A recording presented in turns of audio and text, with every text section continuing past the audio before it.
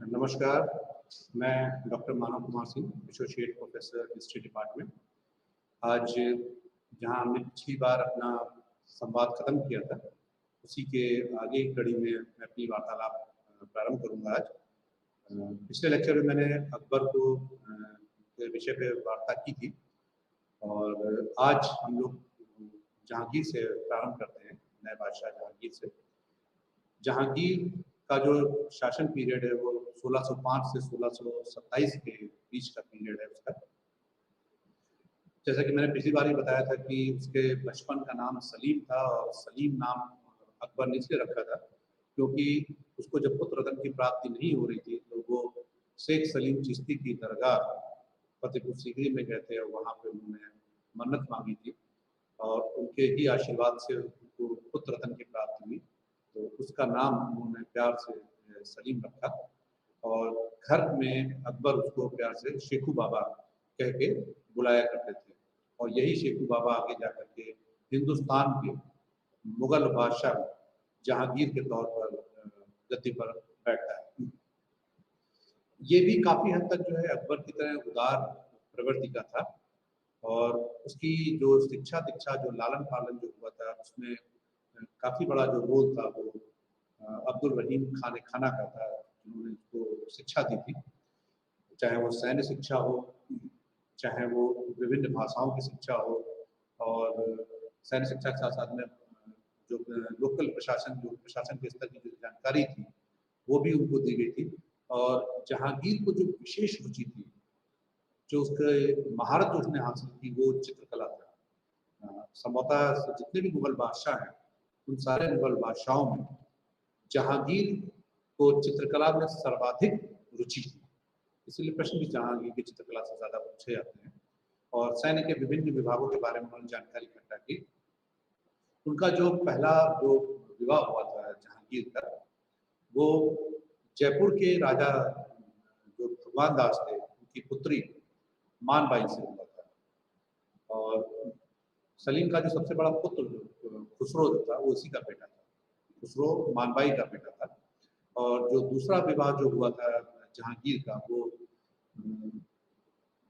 जगत गोसाई जो थी वो राजा उदय सिंह की बेटी थी, जिनसे उनको खुर्रम पुत्र प्राप्त हुआ था। खुर्रम जो थे वो जगत गोसाई के पुत्र थे। यही खुर्रम आगे जाकर के बादशाह शाहजहां के रूप में हिंदुस्तान की बादशाहत को संभालते हैं, ग्रहण करते हैं। वो बेहद उदार प्रवृत्ति का था जहांगीर भी। उसने अकबर द्वारा जो अच्छे कार्य किए गए थे, जो उदार प्रवृत्ति के कार्य थे, हिंदू राजाओं के साथ जो संबंध थे और जो व्यवस्थाएं थी, जैसे अस्पतालों की जो व्यवस्थाएं थी, जो शिक्षा घरों की जो व्यवस्थाएं थी, वो बिना किसी डिस्क्रिमिनेशन के उसने जारी रखा। ये जितने भी उदार प्रवृत्ति के काम थे, जो दान के काम थे, उसमें कोई अवरोध नहीं आने दिया और जैसे पहले चल रहे थे वैसे ही उनको आगे भी उसने जारी रखा। एक अच्छा काम जहांगीर ने किया था जिसके कारण जहांगीर जाने जाते हैं, वो उसने एक सोने की जंजीर, जो आगरा का किला था उसमें एक सोने की जंजीर लगवा दी थी, जिसको कि फरियादी कभी भी किसी भी टाइम, मतलब ये नहीं कि राजा के सोने का टाइम हो, कभी भी 24 घंटे में कभी भी आकर के फरियादी उसको बजा करके महाराज से, बादशाह जहांगीर से अपनी फरियाद कह सकता था। और इससे क्या हुआ कि वो डायरेक्ट जो है प्रजा के, जनता के कांटेक्ट में आया और राजाओं के जो जो आम जनमानस की जो समस्याएं थी वो उस तक सीधा पहुंचती थी और उसका वो त्वरित निवारण भी करता था। इसलिए वो काफ़ी हद तक जनता के कांटेक्ट में भी रहा। जहांगीर के टाइम पर अगर आप देखें तो कुछ पारिवारिक विद्रोह भी हुए, कुछ वैसे विद्रोह भी थे और उसमें खुसरो का विद्रोह एक महत्वपूर्ण था, जिसको कि राजा मान सिंह ने सपोर्ट भी किया था खुसरो के विद्रोह को, परंतु ये खुसरो का विद्रोह बाद में कुचल दिया गया। और इसी में जो सिखों के जो गुरु थे अर्जुन देव जी, उन्होंने भी इसको समर्थन दिया था जहांगीर के अगेंस्ट में। तो जिससे क्रुद्ध होकर के बाद में जब विद्रोह कुचला गया तो सजा के तौर पर जहांगीर ने अर्जुन देव को मृत्युदंड की सजा दी। दो गुरुओं को सजा दी गई थी। एक तो जहांगीर ने दी थी, एक को आने टॉपिक में बताऊंगा कि एक को औरंगजेब ने मृत्युदंड की सजा दी थी 9वें गुरु को, और एक को अर्जुन देव जी को जो है मृत्युदंड की सजा जहांगीर ने दी थी। अकबर ने काफी हद तक जो है साम्राज्य का विस्तार किया था, और उसमें राजपूताना, गोंडवाना और सारे राज्यों को सम्मिलित किया गया था, काफी विस्तार किया था। इस विस्तृत साम्राज्य को बनाए रखना, सुदृढ़ रखना और इसके अलावा और साम्राज्य का विस्तार करना जहांगीर की पॉलिसी, उसको सुदृढ़ रखना भी बहुत जरूरी था। और इसके अलावा भी उसने प्रयास किया। 1615 में उसने मेवाड़ के राजा जो है के साथ में, राणा प्रताप के साथ युद्ध किया और फिर उनसे संधि भी कर ली थी जहांगीर। दक्षिण भारत में मलिक अंबर का विरोध था, और मलिक अंबर के विरोध को भी उसने कुचला दक्षिण भारत में, और वहाँ भी उसने सफलतापूर्वक जो है सैन्य अभियान अपना किया और अपने कुशल सेनापतित्व का उसने परिचय भी कराया। कांगड़ा पर हिमाचल प्रदेश में एक जगह है कांगड़ा, पहाड़ी एरिया है, उस पर भी उसने 1620 ईस्वी में कांगड़ा को विजिट किया था जहांगीर ने। ये जब मध्यकालीन भारतीय इतिहास जब चल रहा था, उसी बीच में हम देखते हैं कि यूरोपीय शक्तियों का भारत में आगमन स्टार्ट हो चुका था। 1498 में पुर्तगाली भारत में प्रवेश कर चुके थे, और धीमे धीमे ये अपनी कॉलोनीज बनाना इन्होंने स्टार्ट कर दी थी, जिसको लोग फैक्ट्री कहते थे, जो उसको किला कहा, जिसकी जो किला कहलाता था। फैक्ट्री का मतलब किसी कारखाने से नहीं है, फैक्ट्री का मतलब किले से। उन्होंने अपने किले बनाना स्टार्ट कर दिए थे। उसके लिए वो मुगल बादशाहों से इजाज़त लेते थे, और उन्होंने किले भी बनाए, और साथ ही साथ उन्होंने वहाँ पर व्यापार करने का भी कुछ एकाधिकार इन लोगों से लिया, मुगल बादशाहों से लिया।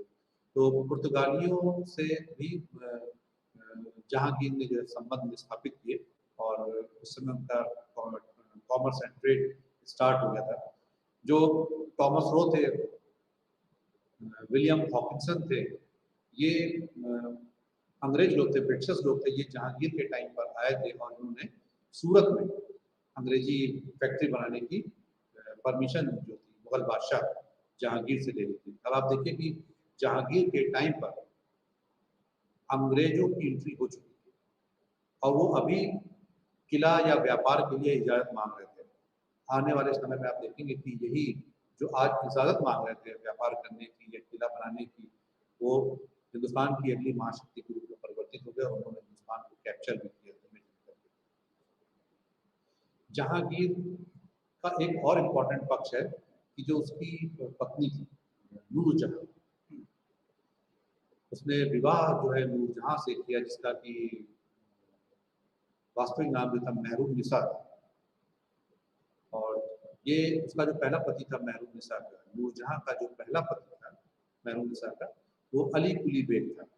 उसका नाम था अली कुली बेग, जिसने कि शेर को मारने के कारण, तो जो शाहजहां थे, सलीम जो थे, उन्होंने उसको शेर अफगन उपाधि दी अली कुली बेग को।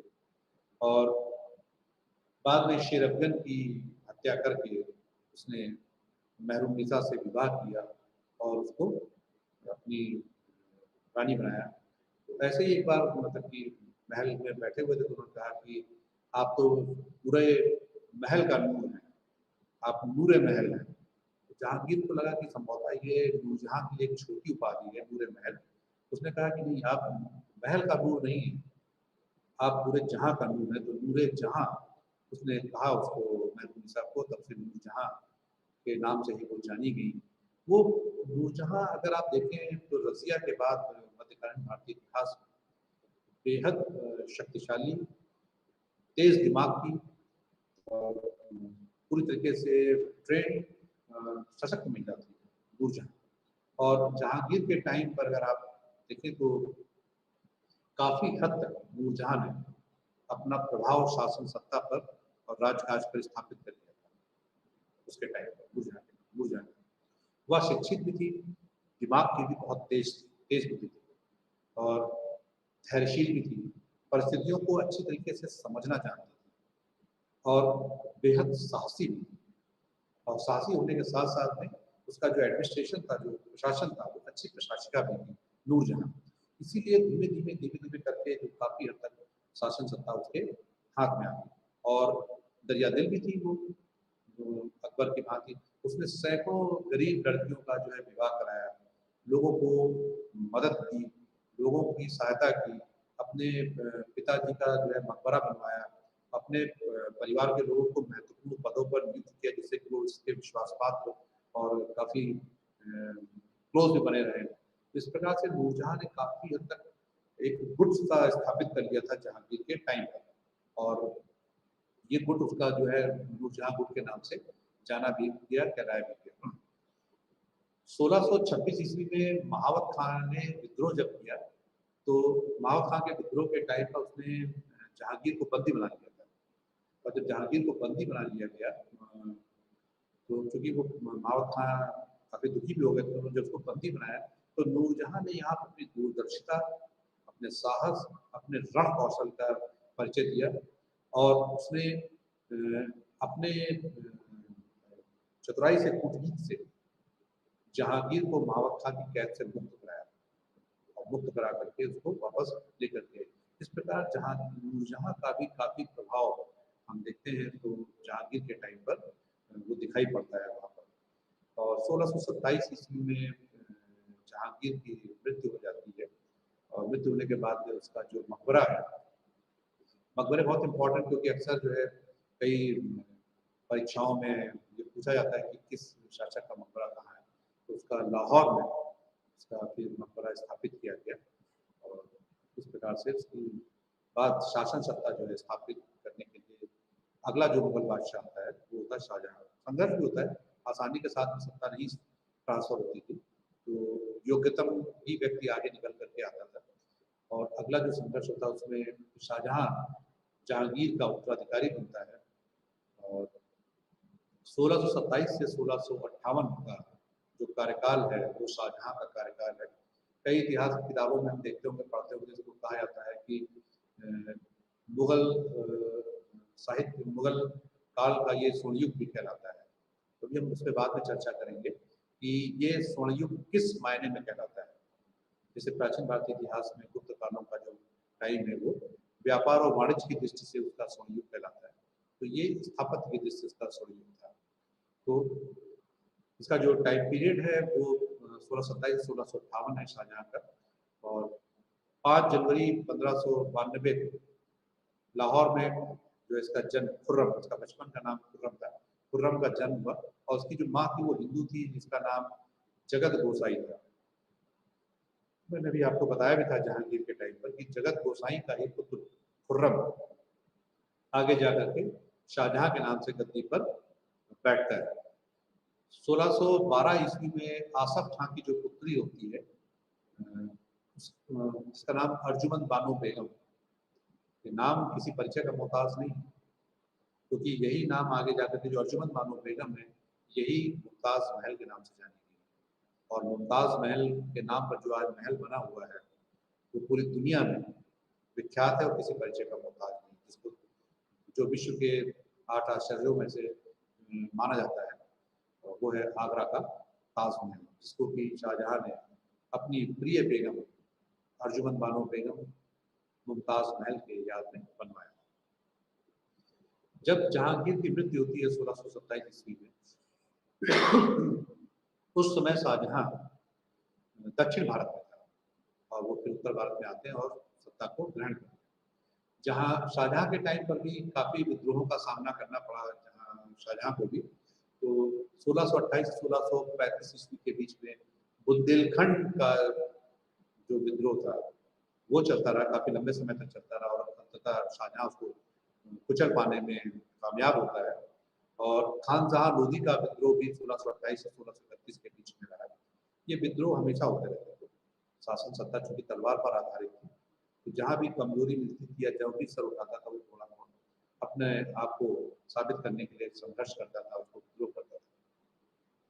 इसी बीच में मैंने आपसे भी कहा कि पुर्तगालियों का, ब्रिटिश का, अंग्रेजों का, डच का, फ्रांसीसियों का भारत में आगमन आना स्टार्ट हो चुका था, और वो धीमे धीमे कंट्रोल स्टैब्लिश करने की कोशिश कर रहे थे।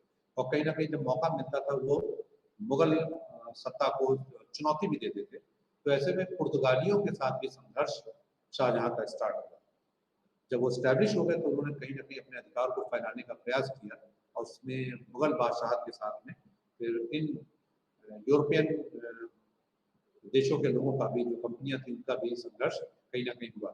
बंगाल, जहाँ पर पुर्तगालियों ने अपनी कंपनी बनाई थी, फैक्ट्री बनाई थी, वहाँ बंगाल में पुर्तगाली चूंकि पहले से ही व्यापार कर रहे थे और उनको बादशाह ने उन्हें नमक के व्यापार का एक अधिकार भी दिया था कि आप नमक का कार्य पूरा तरीके से आप कर सकते हो। उनके पास, पुर्तगालियों के पास एक अधिकार था नमक के व्यापार का, परंतु बाद में धीमे धीमे करके वो उद्दंड होते चले गए। वो लूटमार भी करने लगे, लोगों को जबरदस्ती पकड़ पकड़ के ईसाई बनाने लगे, अपने धर्म का प्रचार प्रसार भी करने लगे। मौका मिलता तो बाजारों में भी लूटपाट करते थे। इसके अलावा जो है स्त्रियों के साथ में दुर्व्यवहार वो किया करते थे। तो वो एक तरीके से मुगल सत्ता को चुनौती देने लगे, वो अपने आप को लोकल एडमिनिस्ट्रेशन स्टैब्लिश करने लगे वहाँ पे। तो शाहजहां ने 1632 ईस्वी में उनको बहुत बुरी तरीके से कुचल दिया बंगाल में, पुर्तगालियों को, और उनको काफी हद तक पीछे कर दिया उसने शाहजहां ने। शाहजहां ने जो साम्राज्य था उसमें विस्तार भी किया, और इसमें अगर आप देखें तो दक्षिण भारत में अगर हम अहमदनगर है, गोलकुंडा है, बीजापुर है, इन राज्यों में उन्होंने साम्राज्य का विस्तार भी किया वहाँ पे, अहमदनगर, बीजापुर, गोलकुंडा। साउथ की तरफ दिमाग कैसे गया? साउथ, क्योंकि उत्तर भारत में जो भी आदमी विद्रोह करता था इन बादशाहों के खिलाफ, जो भी स्ट्रगल होते थे, जब वो कुचले जाते थे तो वो शरण ढूंढते थे, और शरण ढूंढने के लिए वो दक्षिण भारत भाग जाया करते थे। एक तरीके से जो है मुगलों के जो शत्रुओं को दक्षिण भारत में शरण मिल जाया करती थी। एक बहुत बड़ा कारण ये भी था कि उसने कहा कि यहाँ तक ही साम्राज्य विस्तार कर दिया जाए। दूसरा धन, और तीसरा साम्राज्यवाद और इस्लाम का प्रचार प्रसार। तो जो साउथ इंडिया का जो अभियान शाहजहां ने किया, उसमें फिर सूबेदार उसने जो है औरंगजेब को बनाया साउथ को, और इसीलिए औरंगजेब का विशेष लगाव भी उत्पन्न हो गया। बाद में आप देखेंगे कि औरंगजेब की दक्षिण नीति भी मुगल साम्राज्य का काफी हद तक पतन का कारण बन जाती है। तो उसने, और एक कंधार, कंधार का भी अभियान शाहजहां के समय में, उसको एक बार कंधार को जीता गया, जरूर जीता गया, परंतु बाद में उसे फिर खो दिया मुगल साम्राज्य। कंधार को एक बार जीता परंतु कंट्रोल नहीं कर पाया उस पर, और वो उनके हाथ से जाता रहा बाद में। शाहजहां के टाइम पर अगर आप देखें तो सबसे अभी तक के जितने भी हम लोग देख रहे हैं, चाहे वो बाबर हो, हुमायूं हो, अकबर हो, जहांगीर हो, अभी तक की उत्तराधिकार को लेकर के कोई भीषण युद्ध नहीं लड़ा। लेकिन शाहजहां के टाइम पर जब शाहजहां का अंतिम समय आया, तब उत्तराधिकार का युद्ध इतना ज्यादा ये विकराल रूप धारण कर लेता है, इतना बड़ा रूप धारण कर लेता है कि इतिहास में इसको उत्तराधिकार के युद्ध के रूप में जाना भी जाता है और पहचाना भी जाता है। अब इसमें जो मुख्य जो संघर्ष होता है वो दारा शिकोह और औरंगजेब के बीच होता है। जो उसके जो बड़ा बेटा होता है दारा शिकोह, जिसको कि इतिहास में कई बार हम द्वितीय अकबर के रूप में भी जानते हैं, क्योंकि वो इतना उदारवादी था और अकबर की भांति था, वो दानशील था, हिंदू मुस्लिम दोनों को साथ लेकर के चलने वाला था। उसका अरबी फारसी पर संस्कृत पर बहुत अधिक गहन जानकारी भी थी, और शाहजहां स्वयं भी चाहते थे कि जो मेरा उत्तराधिकारी जो बने वो दारा शिकोह ही बने। लेकिन ऐसे में औरंगजेब का ये रहता है कि वो सर्वोत्तम ही वो बादशाह को प्राप्त करे, बादशाह बने। तो ये संघर्ष स्टार्ट होता है दारा शिकोह और औरंगजेब के बीच में, और इस संघर्ष में दारा शिकोह की पराजय होती है। जो उदारवादी लोग होते हैं वो सब दारा शिकोह के साथ होते हैं, जो बादशाह के साथ होते हैं वो दारा शिकोह के साथ होते हैं। लेकिन औरंगजेब, जब सारे उदारवादी लोग अगर दारा के साथ में हो गए, तो जो कट्टरपंथी लोग थे वो भी अपना एक मसीहा तलाश रहे। उनको लगा कि हमारा भी, लगातार वो उदारवादी शासन देख रहे थे, चाहते थे कि एक ऐसा व्यक्ति बादशाह बने जो इस्लामी परंपराओं के अनुसार शासन करे और मुसलमानों को भी तवज्जो तरजीह दे। उनको इस रूप में औरंगजेब दिखाई पड़ता है, और वो लोग औरंगजेब के साथ खड़े जाते हैं। जब औरंगजेब अब कट्टर लोगों का रहनुमा बन जाता है, और इसलिए वो और कट्टरता को ओढ़ लेता है। क्योंकि उसके फॉलोअर जो होते हैं, जो उसके समर्थक लोग होते हैं, वो कट्टर लोग होते हैं, इस्लामी लोग होते हैं।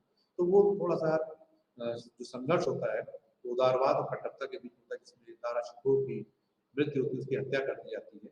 और फाइनली अगर आप देखें बाद में तो औरंगजेब गद्दी पर बैठता है। शाहजहां का मैंने भी आपसे चर्चा की थी कि हाँ, जो लास्ट का जो समय है शाहजहां का, वो उसका बहुत खराब गुजरता है बादशाह का। और अंतिम जब औरंगजेब सत्ता ग्रहण कर लेता है तो अंतिम का जो उसका 8 वर्ष का जो जीवन है, लास्ट के जो 8 ईयर्स हैं, वो आगरा के किले का एक शाहबुर्ज बना हुआ है, जिधर से ताजमहल एकदम साफ दिखाई पड़ता है।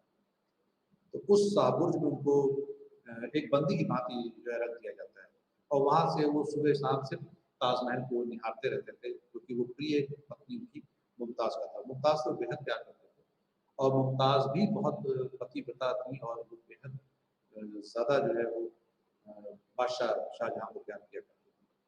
उसी को दिन रात देखते रहते थे, और देखते देखते उसी शाहबुर्ज में ही, आगरे के किले में उनकी मृत्यु हो जाती है 1666 ईस्वी में।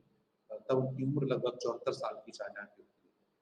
और जब वो आगरे किले में नजरबंद कैद होते हैं, तब उनका जो देख रेख, जो उनके जो सबसे निकट जो रहती है, वो उनकी पुत्री होती है जहां। अंतिम समय में जो जहां थी, वही शाहजहां की बेसिकली मददगार रही, और उनकी सहायता करती रही, और उनकी देखभाल करती रही। हमने अभी चर्चा के दौरान आपसे कहा था कि शाहजहां के युग को हम स्वर्ण युग के रूप में जानते हैं, पहचानते हैं, तो उस पर भी थोड़ा सी बात कर ली जाए, नहीं तो शाहजहां अधूरे रह जाते हैं इसके बिना। तो शाहजहां के समय में मुगल राज्य की समानता, संपन्नता अपनी चरम सीमा पर पहुंच गई थी। ये हमको स्वीकार करना पड़ेगा, इसको हमको मानना पड़ेगा। वो हर दृष्टि से, सिर्फ स्थापत्य की दृष्टि से ही, हर दृष्टि से कर देंगे। चाहे राज्य विस्तार की दृष्टि से दक्षिण के राज्यों को अपनी अधीनता में लाने में शाहजहां काफी हद तक सफल रहा। तो साम्राज्य विस्तार के तौर पर भी अगर हम देखें, साहित्यिक दृष्टि से अगर हम देखें, तो साहित्यिक दृष्टि से शाहजहां के समय में फारसी, संस्कृत, हिंदी आदि सभी भाषाओं को संरक्षण प्राप्त हुआ, और उनकी काफी हद तक प्रगति भी हुई थी। फारसी भाषा में अच्छे ग्रंथों की रचना इस काल में हुई थी। इसमें काफी महत्वपूर्ण ग्रंथ जो थे उनकी रचना की गई थी। अब्दुल हामिद लाहौरी ने पातशाहनामा लिखा, और अमीन जो कासवानी ने थे, उन्होंने शाहजहांनामा की रचना की थी इसी काल में। शाहजहां का जो बड़ा पुत्र था, मैंने भी आपको बताया कि जो दारा शिकोह था, उदार भी था, उसका बहुत हद तक अरबी फारसी संस्कृत में उसका वो जानते थे। वो शाहजहां का जो बड़ा पुत्र था दारा शिकोह, वो खुद भी अरबी, फारसी और संस्कृत का महान विद्वान था। उसको बहुत अच्छी उसको पकड़ थी इन सब चीजों के ऊपर। साहित्य के अलावा अगर हम देखें तो शाहजहां के समय में जो ज्योतिष शास्त्र था, जो अंक गणित थी, जो बीज गणित थी, और जो रेखा गणित थी, इसमें भी बहुत प्रगति। सारी गणितीय जो व्यवस्था थी, उसमें भी काफी हद तक बहुत प्रगति। राजकीय संरक्षण के साथ साथ व्यक्तिगत प्रयत्नों से भी इन सभी क्षेत्रों में शाहजहां ने प्रगति करी, जो ये कर। शाहजहां के समय शाहजहां को ललित कलाओं का भी बहुत शौक था, और शाहजहां को अच्छा गाना सुनने का भी बहुत शौक था, और वह स्वयं भी बहुत अच्छा गाना गाता था। शाहजहां सुनता भी था, और उसको स्वयं गाने का भी बहुत ज्यादा शौक था। उसने सुखसेन, सूरसेन और जगन्नाथ जैसे गायकों को राजकीय संरक्षण प्रदान किया। ये उसके दरबार के जो बहुत प्रमुख वो थे, गायक होते थे, उसके दरबार में संरक्षण पाए होते। अब बेसिकली जो शाहजहां के टाइम पर जो सबसे अधिक जो उन्नति हुई, वो वास्तुकला। वास्तुकला मतलब स्थापत्य, आर्ट एंड आर्किटेक्चर। जो ये इमारतें दिखाई पड़ती हैं, जामा मस्जिद है, आपका लाल किला है दिल्ली का, या ताजमहल है, ये सब जो स्थापत्य के दृष्टि से अगर हम देखें तो ये बहुत मैग्निफाइड जो है एरा था ये शाहजहां के टाइम पर। ऐसा आर्ट एंड आर्किटेक्चर आपको ना पहले ना बाद में आपको देखने को मिलेगा। लाजवाब वास्तुकला पे काम किया गया। इस दृष्टि से जो है ये वास्तव में स्वर्णकाल था जो था। इसमें जो मेन है उस पर थोड़ा सा प्रकाश डालते चले जाएंगे। जो दिल्ली का लाल किला है, आपने दिल्ली का लाल किला देखा होगा, जहाँ से हम 15 अगस्त का झंडारोहण करते हैं, वहाँ पे 15 26 का, वो दिल्ली का लाल किला। और दिल्ली में जामा मस्जिद, चांदनी चौक के पास में जो दिल्ली की जो जामा मस्जिद है, वो भी शाहजहां की बनवाई हुई है। आगरे के किले में मोती मस्जिद, नामी मोती मस्जिद, जो मोती के समान मोती मस्जिद, दीवाने आम, दीवाने खास, और संसार का जो सबसे प्रसिद्ध ताजमहल, संसार का जो सबसे प्रसिद्ध ताजमहल है, उसका निर्माण भी शाहजहां ने कराया। लाहौर के किले में भी उसने जो है दीवाने आम और मुसम्मन बुर्ज, शीश महल, नौलखा और ख्वाबगा तथा काबुल, कश्मीर, अजमेर, कंधार में भी विभिन्न प्रकार की खूबसूरत इमारतें उसने बनवाई थी। ताजमहल को संसार की सबसे सुंदरतम इमारतों में स्थान दिया जाता है, जो कि उसने अपनी पत्नी मुमताज महल के स्नेह, प्रेम और उसके याद में उसने बनवाया था।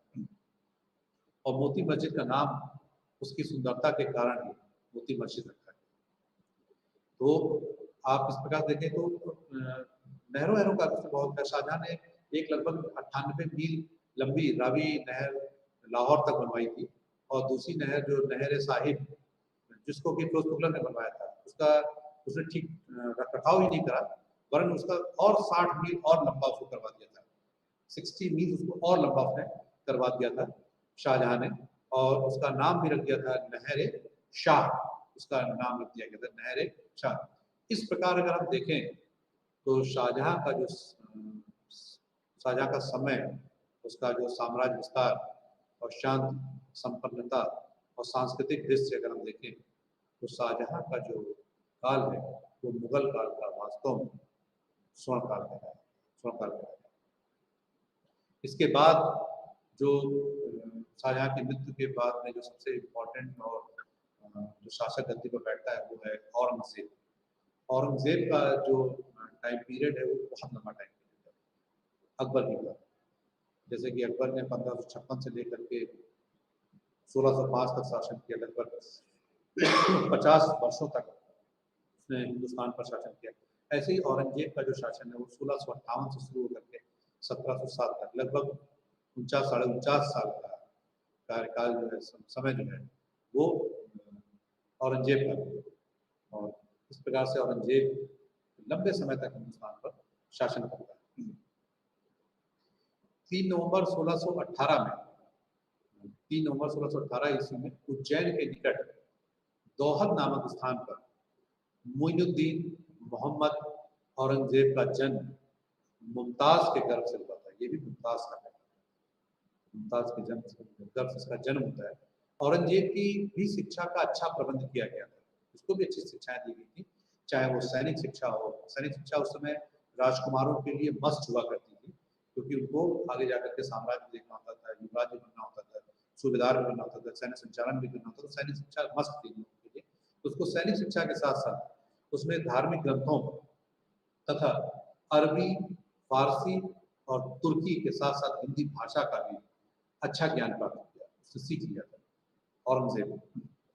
18 मई 1637 ईस्वी में औरंगजेब का विवाह फारस राजघराने की राजकुमारी दिलरास बानो बेगम, जिसको कि बाद में रबिया बीबी भी कहा गया, से हुआ था। उसका पहला सैनिक अभियान बुंदेलखंड के शासक जो थे जुझर सिंह के विरुद्ध हुआ था, जिसमें उसने सफलता प्राप्त की। औरंगजेब ने जुझर सिंह को पराजित किया था। उसके पश्चात औरंगजेब ने समय समय पर दक्षिण के सूबेदारों को कई बार, 2 बार जो है तो उसने जाके उसने पराजित किया उन लोगों को। और चाहे बल्ख हो, कंधार के आक्रमण का सेनापति के रूप में भी उसने कार्य किया, और सैनिक कूटनीतिक तथा शासन प्रबंधन के दृष्टि से भी उसने काफी अनुभव उसने औरंगजेब ने जो है प्राप्त किया था। उत्तराधिकार के अवसर पर वह, जब उत्तराधिकार का जो संघर्ष स्टार्ट होता है शाहजहां के टाइम पर, उस समय वो दक्षिण भारत में था, और शाहजहां चाहते भी थे कि दारा को बैठे, वो दक्षिण भारत पर था। वो अपने भाइयों को दक्षिण से उत्तर भारत में आता है, उत्तराधिकार के युद्ध में वो संघर्ष करता है, और अपने सैन्य क्षमता का, उसने कुशल नेतृत्व का उसने लाजवाब परिचय दिया उसने। और इस पूरे उत्तराधिकार संघर्ष में वो अपने भाइयों को मारकर और शाहजहां को कैद कर उसने जो है राज सिंहासन पर अपना अधिकार कर लिया। इस प्रकार से वो गद्दी पर बैठ गया। अब गद्दी पर बैठने के बाद, क्योंकि मैंने भी आपको बताया कि अभी तक जो है काफी हद तक उदारपंथी विचारधारा का प्रभाव दिखाई पड़ता था बादशाहत के ऊपर, लेकिन अब समय के साथ में औरंगजेब जब गद्दी पर बैठा तो थोड़ा सा बदलाव आया। औरंगजेब ने किसानों का को पूरा ध्यान रखा और व्यापारियों, उद्योगपतियों आदि सभी की उन्नति का प्रयत्न किया, क्योंकि किसानों व्यापारियों पर ध्यान अगर नहीं देते तो सबसे मेन चीज है कि रेवेन्यू कैसे जनरेट होता है, और किसी भी साम्राज्य शासन सत्ता को चलाए बनाए रखने के लिए रेवेन्यू का होना बहुत जरूरी है। तो उसने उन सबका विशेष रूप से ध्यान रखा, किसानों का, व्यापारियों का, उनकी उन्नति और के लिए प्रयत्न किया, और उसके लिए उसने विभिन्न कानून भी बनाए।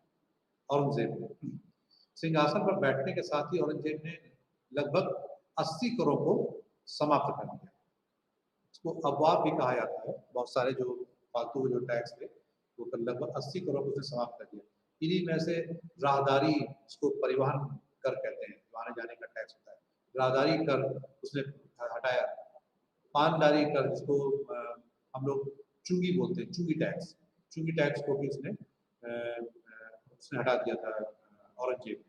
विभिन्न प्रकार के जो स्थानीय टैक्सेस थे, जिन्हें अबवाब मतलब जो स्थानीय टैक्स हुआ करते थे, उसको उसने काफी हद तक जो है हटा दिया था। इन करों का भार जो था वो सब जनसाधारण पर पड़ता था, और इन सबसे उसने जनसाधारण को काफी हद तक मुक्त कर दिया था। यद्यपि इनसे जो है राज्य को करोड़ों रुपया प्रतिवर्ष की आय होती थी, जो कि अब बंद हो गई, पर तो जनसाधारण के लिए उसने ये कार्य उसने किया औरंगजेब। लेकिन आप जानते हैं कि ये कर वसूली काम सरकारी कर्मचारी लोग करते हैं, और उसमें पहले भी इस प्रकार का था कि उसमें कहीं ना कहीं कुछ शिकायतें आती थी, चोरी हो जाती थी। इसमें संदेह है कि स्थानीय अधिकारियों की बेईमानी के कारण इसमें से बहुत से कर सरकार के हटा लेने के बावजूद भी चलते रहे, परंतु फिर भी औरंगजेब ने एक अच्छे प्रशासन की भावना से ये सारे टैक्सेस को धीमे धीमे करके उसने हटा दिया था। परंतु औरंगजेब जो है वो एक कट्टर सुन्नी मुसलमान था। उसने इस्लाम के महत्व को समझते हुए, इस्लाम पर उसकी बहुत बारीक जानकारी, बहुत गहराई के साथ उसने इस्लाम को अध्ययन किया था, और अपना जो जीवन था वो काफी हद तक उसने इस्लाम की नियमावली के हिसाब से ढाल दिया। अभी मैं आगे इसमें चर्चा में बताऊंगा आपको। तो काफी हद तक उसने इस्लाम के हिसाब से अपने जीवन को ढाल दिया था। उसने इस्लाम के महत्व को समझते हुए कुरान को अपने शासन का कुरान को अपने शासन का आधार बनाया। 1659 में औरंगजेब ने कुरान के नियमों के अनुरूप इस्लामी आचरण संहिता के नियमों को पुनर्स्थापित के लिए अनेक अध्यादेश जारी किए। अब जो शासन सत्ता है वो शरीयत के हिसाब से होगी। उसने काफी हद तक की उसने उसमें चेंजेस भी किए, और उसको उसी हिसाब से उसने कुरान के हिसाब से ढाल दिया। जैसे कि अगर आप देखें कि औरंगजेब ने सिक्कों पर कलमा का खुदवाना बंद कर दिया। अभी तक के सिक्कों पर जो है कलमा खुदवाया जाता था, उसने कलमा खुदवाने का काम बंद कर दिया था। अभी तक नौरोज का त्यौहार मनाया था, जिसको कि संभवतः बलबन ने स्टार्ट किया था। नौरोज का त्यौहार उसने मनाना बंद कर दिया, नौरोज का त्यौहार मनाना बंद कर दिया गया था। तुलादान और झरोखा दर्शन भी बंद कर दिया गया था। झरोखा दर्शन राजा दिन में एक बार जो है अपने महल से आकर के खड़ा होकर के जनता को अपना झरोखा दर्शन दिया करता था।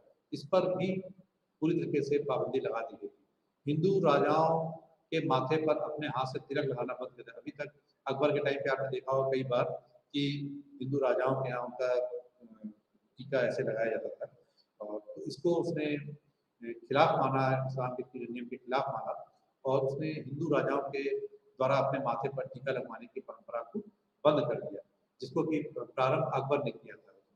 उसको उसने बंद कर दिया। दरबार में नाचने गाने वालों को निकाल दिया।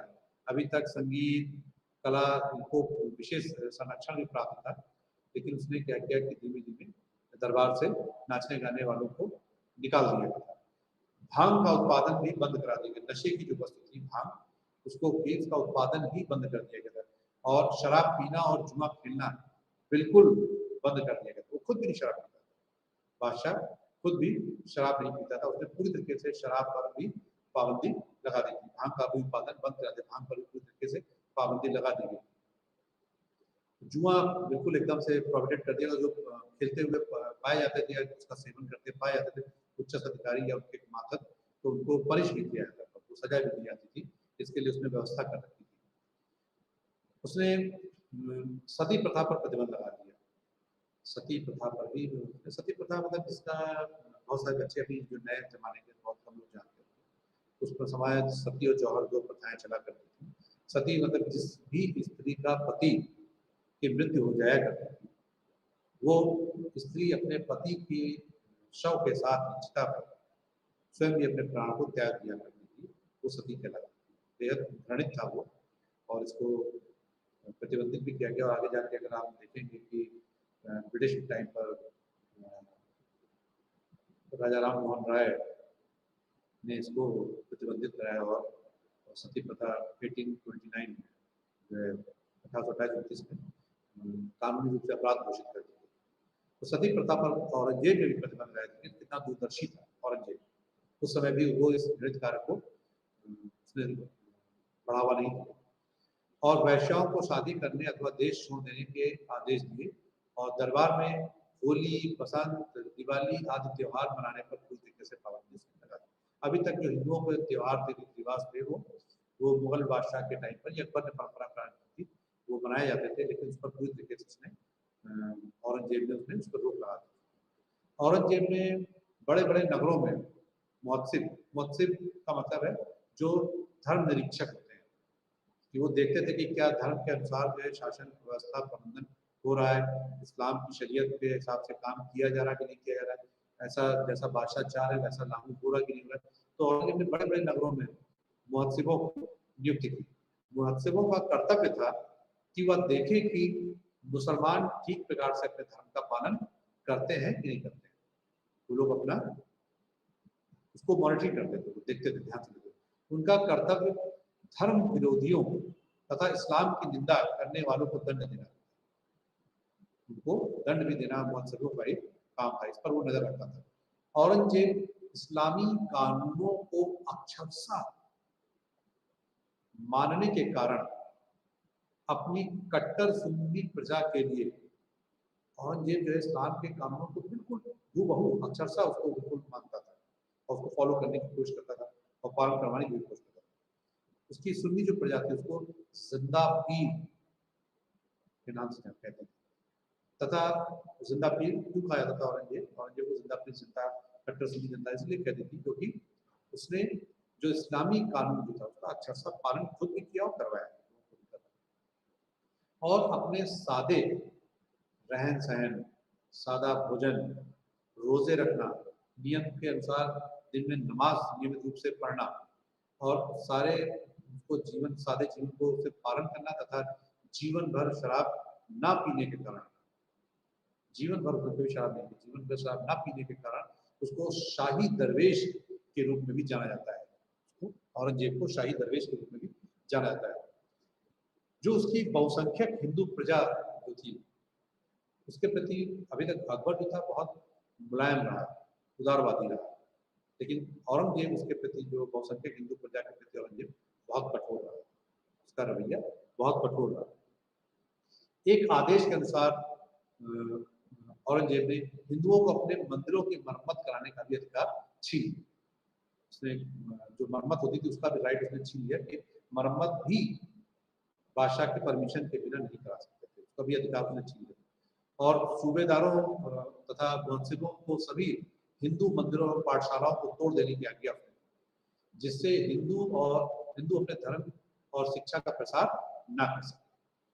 ये उसने मुहत्सिबों को आदेश दिया और सूबेदारों को आदेश दिया कि वो सब मंदिरों को अपने तोड़ देंगे। संभव तो नहीं था पूरे मंदिरों को तोड़ना, लेकिन फिर भी काफी हद तक जो है मंदिरों को नुकसान पहुंचाया, जिससे हिंदू अपने धर्म की शिक्षा का प्रचार प्रसार न कर सके। या तो संभव नहीं हो सकता था कि सभी हिंदू के मंदिर और पाठशालाएं समाप्त कर दी जाए, परंतु जो मुख्य रूप से जो आज की चर्चा का विषय भी है, बनारस का विश्वनाथ मंदिर, मथुरा का केशव मंदिर, पाटन का सोमनाथ मंदिर, और प्रयास के बड़े बड़े जितने मंदिर थे मुख्यतः उत्तर भारत के उसके समय में हुए, काफी नुकसान हुआ उस समय मंदिरों को उस टाइम पर, औरंगजेब के टाइम पर, क्योंकि उसने आज्ञा जारी कर दी। अधीनस्थ हिंदू राजाओं के राज्यों में भी जहाँ पर उसका डायरेक्ट कंट्रोल नहीं था, इनडायरेक्ट था, जहाँ पर जो राजा उसके अंडर में थे, हिंदू राजा जो अंडर में थे, वहां भी उसने यही कार्य कराया और अनेक स्थानों पर मंदिरों की जगह मस्जिदें बना दी गई। आप देखते भी होंगे कि आप प्रमुख जो मंदिरों में जाएंगे देखेंगे जहाँ मंदिर है वहां पर आपको मस्जिद भी दिखाई पड़ती है। 1679 ईस्वी में सभी हिंदुओं पर उसने एक महत्वपूर्ण जो कर था जजिया फिर से स्थापित कर दिया। अकबर ने जजिया को हटाया था और 1679 में औरंगजेब ने जजिया को पुनः गैर मुसलमानों के ऊपर लागू कर दिया, लेकिन उसे 1704 में दक्कन में यह कर बाद में हटाना पड़ गया था जजिया को, लास्ट में औरंगजेब जो ने अकबर द्वारा आरंभ की गई धार्मिक सहिष्णुता की नीति में आमूलचूल परिवर्तन कर दिया और यही उसके और मुगल साम्राज्य की शक्ति और समृद्धि के लिए घातक सिद्ध हुआ। एक और बहुत बड़ा कारण था कि औरंगजेब को दक्षिण भारत को जीतने का बहुत महत्वाकांक्षा थी कि दक्षिण भारत को किसी प्रकार से कंट्रोल में किया जाए, उसको जीता जाए। तो उसने जो दक्षिण भारत का लगातार अभियान उसने जारी रखे। उसका मैक्सिमम जो समय था, उसकी एज भी ज़्यादा थी, 40 साल की अवस्था में वो गद्दी पे ही बैठता है और दक्षिण भारत में लगातार अभियान जारी रखने के कारण वो उत्तर भारत से दूर भी रहा, जिससे उत्तर भारत की जो स्थिति थी वो धीमे धीमे कमजोर होती चली गई। क्योंकि उस समय आज जैसे एडवांस टेक्नोलॉजी तो थी नहीं कि हम ईमेल से या यातायात के साधन इतने सुगम थे कि हम आसानी से दक्षिण उत्तर भारत के बीच में सामंजस्य स्थापित कर पाए, ये इतना संभव नहीं था। तो बहुत लंबे समय तक उत्तर भारत से बाहर रहने के कारण उत्तर भारत की जो स्थिति थी, जिसको कि बाबर, हुमायूं, अकबर ने मजबूती प्रदान की, धीमे धीमे अंदर से खोखला होने लगा, जर्जर होने लगा और उसका सारा प्रभाव दक्षिण भारत पर था, उसका सारा ध्यान दक्षिण भारत पे था। एक बड़ा प्यारा सा स्टेटमेंट भी है कि जिस प्रकार स्पेन के नासूर ने नेपोलियन का सर्वनाश कर दिया, उसी प्रकार दक्कन के नासूर ने औरंगजेब का विनाश किया। और कहीं ना कहीं दक्षिण भारत की नीतियों के चलते औरंगजेब और मुगल साम्राज्य का पतन भी हुआ और इसी संघर्ष को करते हुए उसकी औरंगजेब की जो मृत्यु है वो भी दक्षिण भारत में ही हो जाती है। औरंगजेब के टाइम पे विद्रोह भी बहुत सारे हुए। औरंगजेब के इस राजनीतिक सिद्धांत और धार्मिक असहिष्णुता की नीति के कारण साम्राज्य में बहुत सारे विद्रोह, सतनामियों के विद्रोह, जाटों के विद्रोह, सिखों के विद्रोह। सिखों का भी आप देखेंगे कि सिख लोगों ने काफी इसकी खिलाफत की, इसी कारण जो है उनके गुरु को फांसी की सजा भी दी गई। सिखों के विद्रोह भी हुए, राजपूतों के विद्रोह और मराठों के संघर्ष के कारण राजनीति के साथ साथ धार्मिक भी था। राजनीतिक कारण तो था ही, लेकिन मेन चीज जो औरंगजेब ने जो कट्टरता स्थापित कर दी थी, जो मंदिरों को तोड़वाना स्टार्ट कर दिया था, जो जबरन इस्लाम धर्म उनको दीक्षित करना शुरू कर दिया था, इस कारण भी जो है अशांति का माहौल हो गया और सतनामियों, जाटों, सिखों और राजपूतों और मराठों के विद्रोह प्रारंभ हो गए थे। और ये अब निरंतर संघर्ष हुए, जिसके कारण स्वयं औरंगजेब असफल हुआ और मुगल साम्राज्य के पतन के लिए वो उत्तरदायी भी रहा, काफी हद तक जो है वो उत्तरदायी रहा। और इसी में ही उसका जो इम्पोर्टेंट था, एक जो गुरु थे, उसके 9वें गुरु जो थे, गुरु तेग बहादुर को भी उसने इस्लाम ग्रहण करने के लिए बाध्य किया। संभवतः कहीं की घटना है, शायद कश्मीर के आसपास घटना थी, तो उसने लोगों को इस्लाम धर्म में दीक्षित करने के लिए कहा। तो उन्होंने कहा कि यदि गुरु जी सहमत हो जाएंगे, ये ग्रहण कर लेंगे, तो हम भी ग्रहण कर लेंगे। अगर गुरु तेग बहादुर ग्रहण कर लेंगे तो हम भी इस्लाम को स्वीकार कर लेंगे। तो गुरु तेग बहादुर को लाया गया और उनसे कहा गया इस्लाम ग्रहण करने के लिए, लेकिन गुरु तेग बहादुर सहमत नहीं हुए और उनको 5 दिनों तक बेहद कठोर यातनाएं और सजा दी गई। और उन 5 दिनों की यातना सहने के बाद फिर भी जब वो नहीं सहने तैयार हुए तो उनकी बेरहम तरीके से हत्या कर दी, कत्ल कर दिया गया। और इसका बदला लेने के लिए जो उनके अंतिम, जो उनके बेटे भी होते, अंतिम जो सिख गुरु थे, गुरु गोविंद सिंह, वो पूरा जीवन भर संघर्ष करते रहे और उन्होंने उसमें खालसा पंथ की भी स्थापना की गुरु गोविंद सिंह ने, और लास्ट तक वो संघर्ष करते रहे उनके खिलाफ, मुगलों के खिलाफ। और उन्होंने केश, कृपाण, बड़ा, गंगा, इन लोगों चीज़ों को भी लागू किया और आजीवन अपने पिताजी की कथ्य को कभी भुला नहीं पाया गुरु गोविंद सिंह। और उन्होंने इस संघर्ष को जारी रखा और धीमे धीमे सिख को सैनिक में भी परिवर्तित कर दिया। सैनिक, इससे पहले जो लोग थे वो सैनिक शिक्षा नहीं, सैनिक वाला जीवन नहीं जीते थे, और यहाँ से उन्होंने सेना में भी तब्दील किया। शिष्य जो है कन्वर्ट्स इनटू सेना। एक महत्वपूर्ण जो औरंगजेब को जब पढ़ते हैं तो एक औरंगजेब को पढ़ते समय शिवाजी की चर्चा किए बिना बात पूरी नहीं होती है कि जिसको शिवाजी को औरंगजेब पहाड़ी चूहा भी कहता था, और उनका जो योगदान है, मतलब हिंदुस्तान के इतिहास में अगर शिवाजी को देखा जाए तो इनकी चर्चा किए बिना हिंदुस्तान का इतिहास पूरा नहीं होता। बेहद कर्मठ, जुझारू, कूटनीतिक, बहुत बार आपने देखा होगा कि इन्होंने युद्ध लड़ा ही नहीं, सिर्फ कूटनीति का सहारा लेकर के युद्ध की दशा और दिशा ही मोड़ी। कई किले इन्होंने बिना युद्ध लड़े ही सिर्फ कूटनीति से ही जो जीत लिए, अपने उसमें कर लिए। उनकी चर्चा करना बहुत जरूरी है। शिवाजी जो कि मराठी थे, महाराष्ट्र के रहने वाले थे, इनका जो जीवन काल है 1627 से 1680 का है।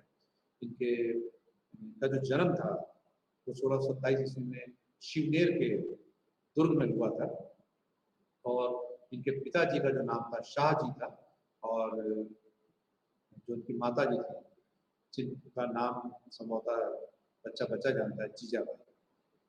कहते हैं कि जीजाबाई का बहुत ज्यादा प्रभाव वो जो था वो शिवाजी का था। बचपन से ही शिवाजी को जीजाबाई रामायण की, महाभारत की, बड़े बड़े योद्धाओं की कहानियां सुनाया करती थी।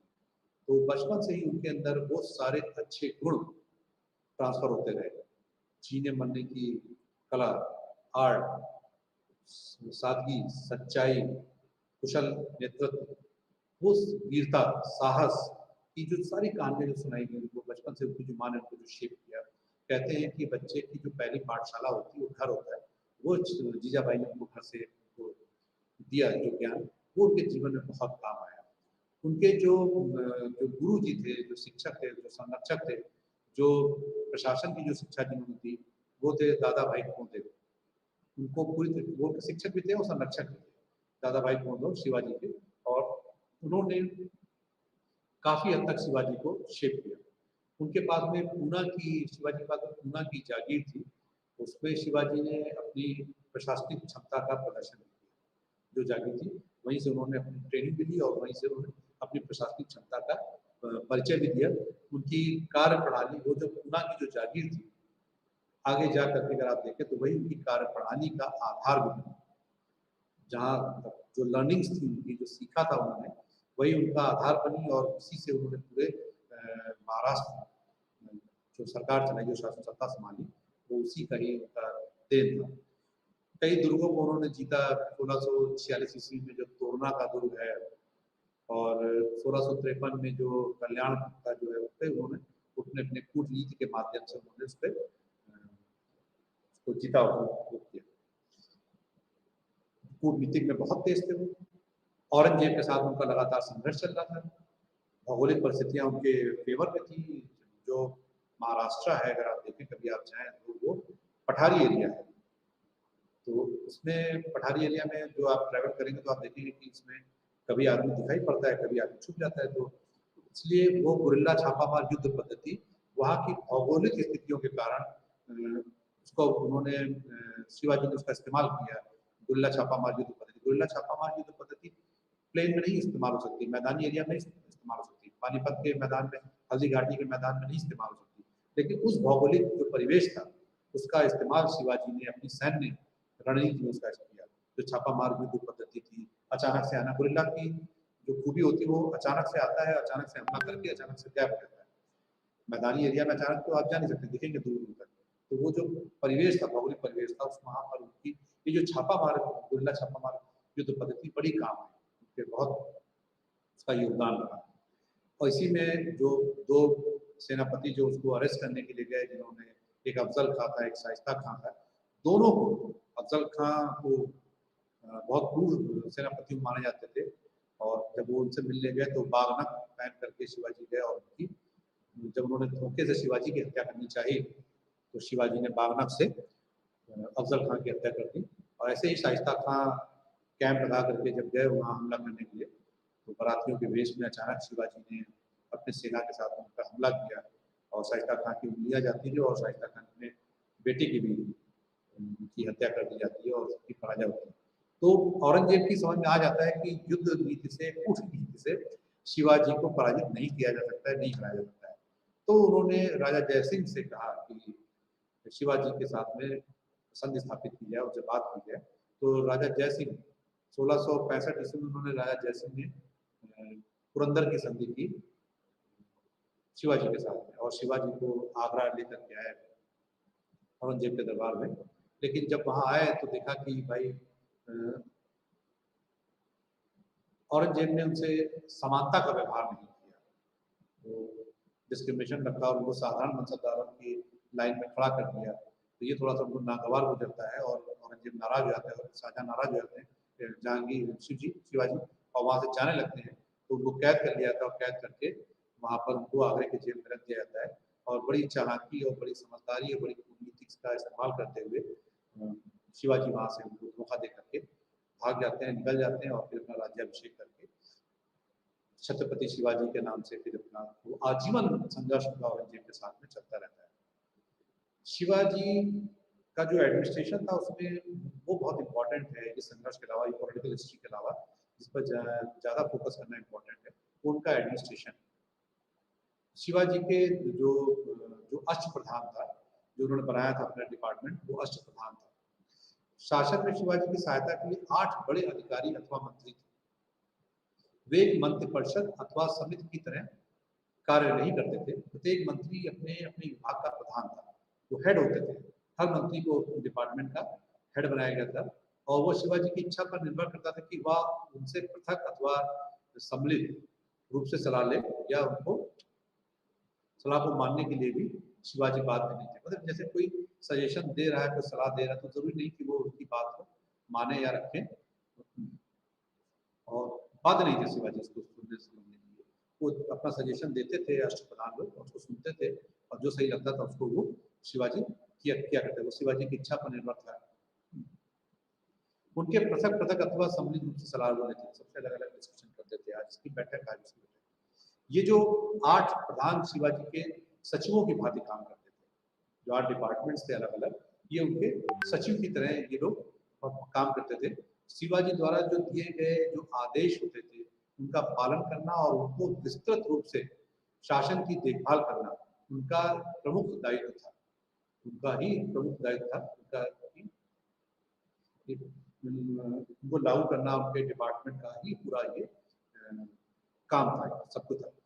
शिवाजी वास्तव में फ्रांस के शासक लुई जो था 14वां, और प्रशा के शासक फ्रेडरिक महान की बात स्वयं ही अपने प्रधानमंत्री थे, और शासन की सभी शक्तियों को अपने हाथों में केंद्रित रखते थे। उनके इन 8 प्रधानों में पेशवा की स्थिति निसंदेह कुछ श्रेष्ठ थी, सबसे ऊपर था पेशवा, सबसे ऊपर हुआ करता था। परंतु शेष जो और लोग थे, 7 लोग थे, बचे हुए जो 7 लोग थे, तो शेष अन्य लोग थे, वो अन्य प्रधान किसी भी प्रकार के अधीन न थे। उसमें जो सबसे इम्पोर्टेंट जो था, जो 8 जो हैं उसमें, ये 8 लोग जो उत्तरदायी रहते थे वो शिवाजी के रहते थे। उसमें जो सबसे इम्पोर्टेंट था वो था पहला पेशवा, जिसको बोलते थे मुख्य प्रधान। पेशवा जो था, इसका काम क्या था? इसका जो मेन काम जो था, उसका जो मेन काम था वो शासन की देखभाल करना था, शासन कैसे चल रहा है। राजा की अनुपस्थिति में उसके जितने भी कार्य होते थे उसको संपादित करने का कार्य, शिवाजी के एब्सेंस में उसको संपादित करने का काम जो था मेन रूप से वो पेशवा का ही होता था। शासन में एकरूपता रहे, एक जैसा शासन रहे, उसको भी बनाए रखने की जिम्मेदारी जो थी वो पेशवा की थी। और सारे शासन के अधिकारियों पर नियंत्रण रखना और प्रजा के हित के लिए प्रयत्न करना, ये मेन रूप से जो काम था वो पेशवा का काम हुआ करता था। राजा के सभी आदेशों और पत्रों पर राजा की मुहर के नीचे उसकी मुहर लगती थी।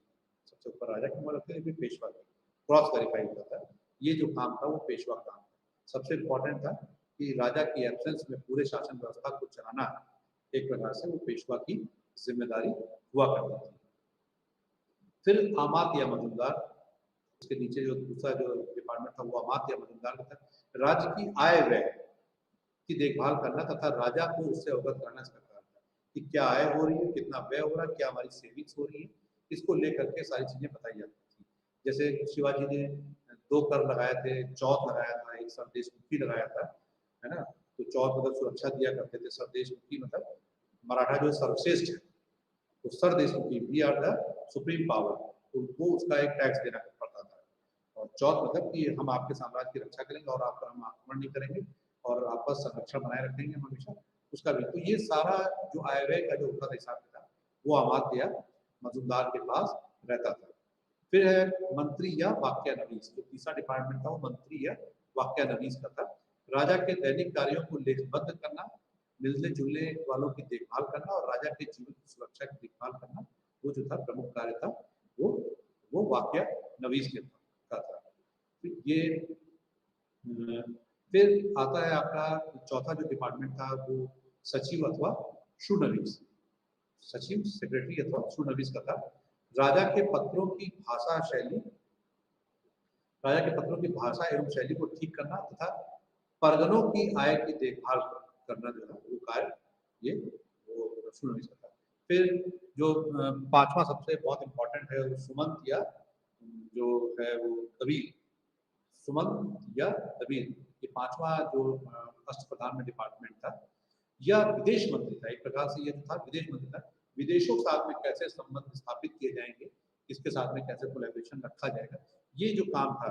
राजा की किससे संधि होनी है, किसके युद्ध के बारे में जो जानकारी सलाह देनी है, विदेशों के साथ जो समाचार पत्रों का जो आदान प्रदान होना है, विदेशों के जो राजा जो मिलने जुलने आ रहे हैं उनका मान सम्मान की रक्षा, विदेशी राजदूत जो थे, जो हमारे राजदूत वहाँ जाते थे, उनके राजदूत जो हमारे दरबार में आते थे, राजदूतों को भेजना आना, उनके कार्यों की देखभाल करना, उनका रहने का प्रबंधन करना, उनका राजा से मिलवाने का प्रबंधन करना, उनके एजेंडे पे बातचीत करना, ये सारा जो काम था वो तो था सुमंत या दबीर के साथ था।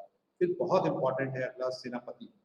हर जगह सेनापति का रोल बहुत इंपॉर्टेंट होता है। सेना की भर्ती, उसका संगठन, उसके शास्त्रों शस्त्रों और उसकी रसद की व्यवस्था करना, उसके वेतन की व्यवस्था करना, ये सारी चीजें जो है सेनापति का कमांडिंग इन चीफ होता था।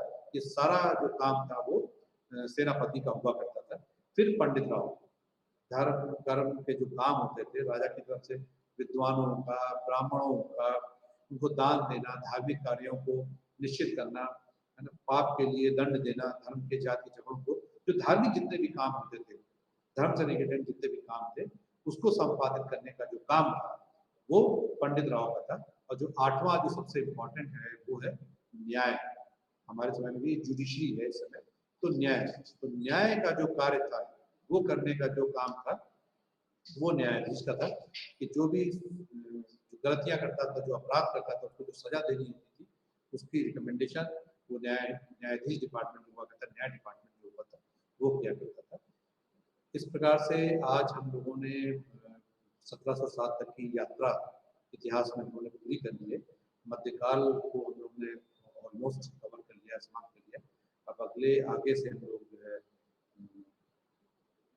आधुनिक एरा में प्रवेश करेंगे। और संभवतः इसके लिए ये जो लेक्चर्स हैं बहुत शॉर्ट में दिए जाते हैं, तो इसके लिए आप लोग अच्छी किताबें हैं, ईयू के नोट्स को जरूर ध्यान में रखें, उसको पढ़ें। दिल्ली विश्वविद्यालय हिंदी माध्यम कानून की किताबों को जरूर आप लोग अध्ययन करें, पुस्तकों को जरूर अध्ययन करें। मैं इसी के साथ में आपसे अनुमति लेता हूँ, आज्ञा चाहता हूँ। धन्यवाद।